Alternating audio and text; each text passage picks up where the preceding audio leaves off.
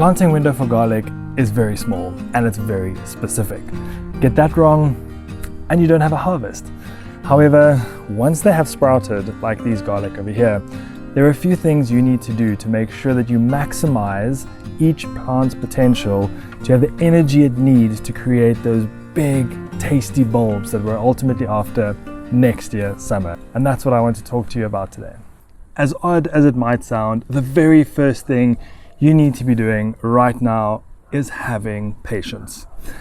Some garlic just takes a long time to sprout, whereas others sprout almost instantly. The range is anything from 10 to 40 days. Why I'm sitting next to this bed is to show you. I have 1, 2, 3, 4 different varieties here, and they're all at different stages. These nice ones over here that have already 4+ leaves on them is a really nice variety called Tuscan.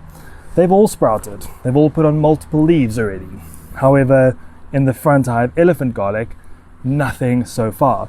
If I dig down, I can see that the bulbs have sprouted underground, but they haven't broken ground yet. It's a bit patchy, but they're all sprouting, just at slightly different stages. So the most important thing you can do right now is be patient. Don't rush anything. Don't pull anything out. Don't feed it too much right now. Be patient. They will all come up in their own time, and then you can make sure that you nurture it to ultimately put on as much growth as it can as quick as possible. The next one is feeding. I'm going to be doing a really nice collaboration with Living Seeds in a couple of weeks, which is going to explain the growing cycles of a garlic so that you can better understand how garlic grows and the various phases it goes through.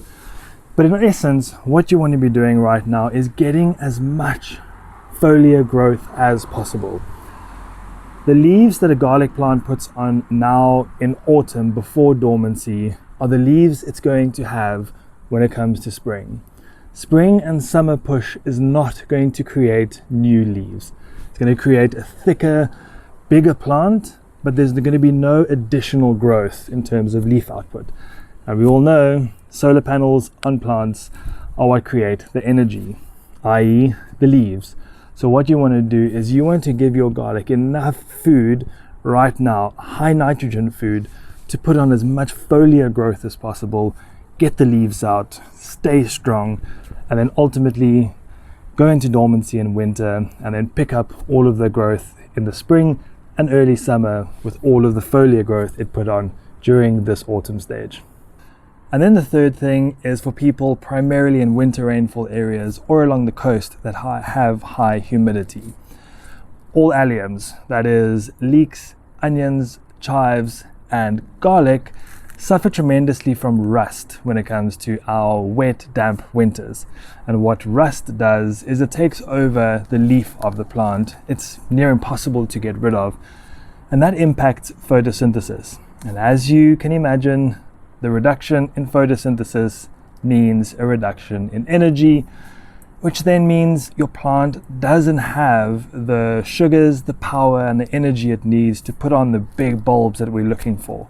So if you cannot bring your rust under control, you're going to have problems. So what you want to be doing is stepping into preventative mode.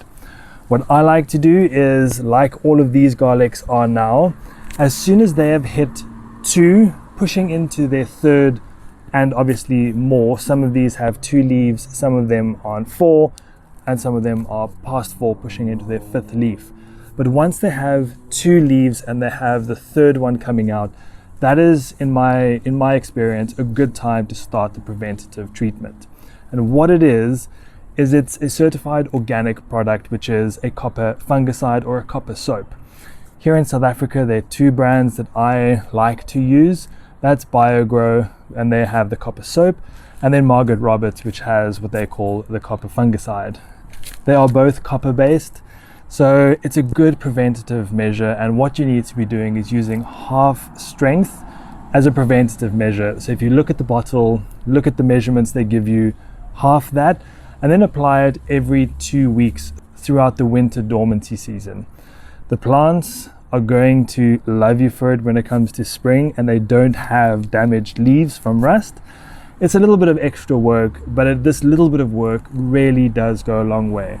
I have grown alliums in the winter without any sprays, and they have been decimated, specifically my leeks. So I don't want to risk it with the onions and the garlic because they're long season crops. They take up space, and you don't want to invest so much time and effort into a crop that ultimately, just because you didn't do any preventative treatment, is going to fail.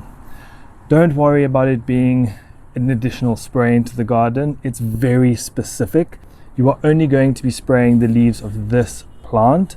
So it's a very, very focused application of spray, and it is an organic spray. So you don't need to worry about that too much. Like I said, the two options are don't grow it or grow it, and make sure that if you're in these winter rainfall, high humidity areas, that you put some preventative measures in place to make sure you get to the full harvest. So this was just a quick video to give you some tips and some reminders of what you need to be doing with your garlic right now when it is garlic season. If you enjoyed this video, please give it a thumbs up. Please share it out to fellow garlic growers so that we can all set our garlic up for maximum yields next year's summer. If you would like to subscribe to my journey, please do that. Every little bit helps and goes a long way. Plus, we all get to share our experiences and knowledge together. If you've got any questions about planting or germinating or growing garlic, please drop me a comment. I will get back to you. And until next time, good luck and happy growing.